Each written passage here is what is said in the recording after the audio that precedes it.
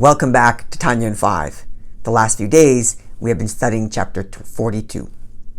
In chapter 41, we established the first stage of developing emotional attachment to God through love and fear of God. The first stage, we explained, is to feel, or at least be cognizant of the fact that God, notwithstanding the fact that He has a vast universe to take care of, is looking at me in particular, standing with me right here, and looking at my heart and wants to know, are you serving me properly? And were I to feel that or recognize that, I would certainly serve God with a sense of reverence and even fear.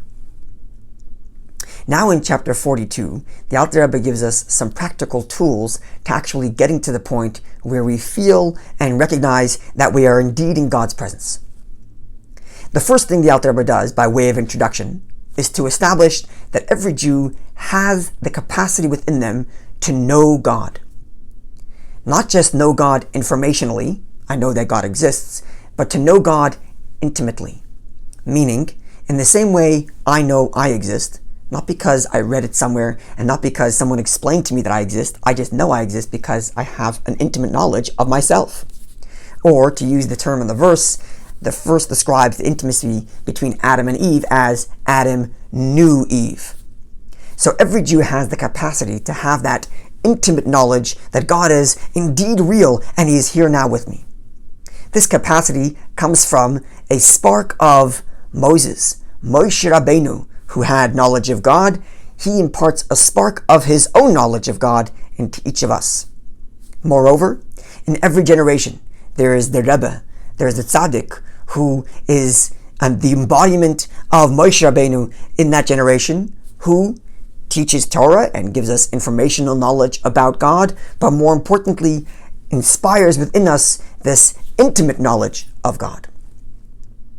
So having established that we all have the capacity, we now need to begin the work of revealing it. We need to dig down deep within us and reveal this capacity we have to know God on an intimate and personal level. Now this has two stages. Number one, we have to get rid of the layers of life that distract from our intimate knowledge and connection to God. Namely, we should a little bit less run after every desire and whim our body brings to us. Those desires are very selfish in nature, and therefore they conceal the desire of intimate attachment to God. So we have to begin the process of removing these external distractions and desires and allow ourselves to focus on that inner desire we have for attachment to God. That's number one. Number two, we need to start to contemplate, to think. Meaning, once we already understand that God is here and watching me, because we've learned about it in Chassidus or in part 2 of Tanya or wherever we've learned about this idea that God is standing here and watching me, I understand it, and now, especially during prayer, I need to think about it. Envision it again and again. God is truly watching me right here, right now. Again, God is truly watching me right here, right now. I keep on thinking that again and again and again until a little bit I will train my mind to see the world that way and hopefully even to feel a sense God is truly here watching me right now. Now, at the end of the chapter, the Alter Rebbe addresses two questions that arise when we consider God is here watching me now to the point that I should feel that I'm in His presence. And that is, number one, by what means does God know what I'm doing? He doesn't have a mind or some mechanism like we do of knowing things. He's not a human, doesn't have human form, God forbid. And number two, when I'm in the presence of the King, what makes me fear Him is not just that He's watching me, but that I actually see Him. And when it comes to God, I don't see Him. The answer to these two problems are really one and the same. The truth is that God is giving life to everything that exists. Nothing exists outside of Him. He brings everything into being and gives life to everything.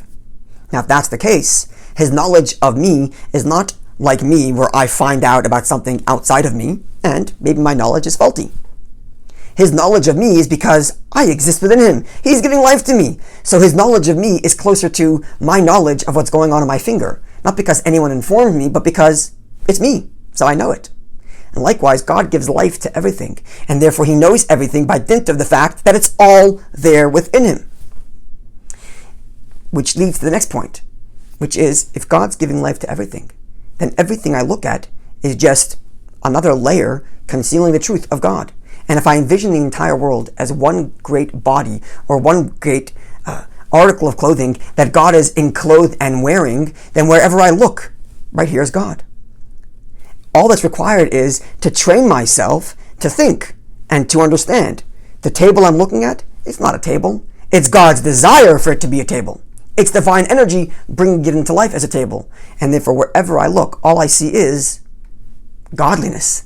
God expressing himself in our world, wherever I'm looking. The takeaway is, it's not just enough to have intellectual abstract understanding of God. When I pray, and I'm not just talking to God and telling him the things I need. Prayer is a time to get intimately familiar with God.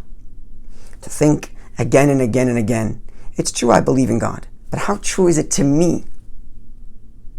And I'll leave with one more final thought, which is this idea to be able to think about godliness is a muscle like any other. The first time you go to the gym, you cannot pick up the 100-pound weights. You got to start small, build up the muscle, and then you can lift the heavy weights. The same thing is true is with our thinking about godliness and trying to focus our minds uninterruptedly on this fact: God is watching me. Start with doing it for 30 seconds at a time. After a week of doing that, try 45 seconds.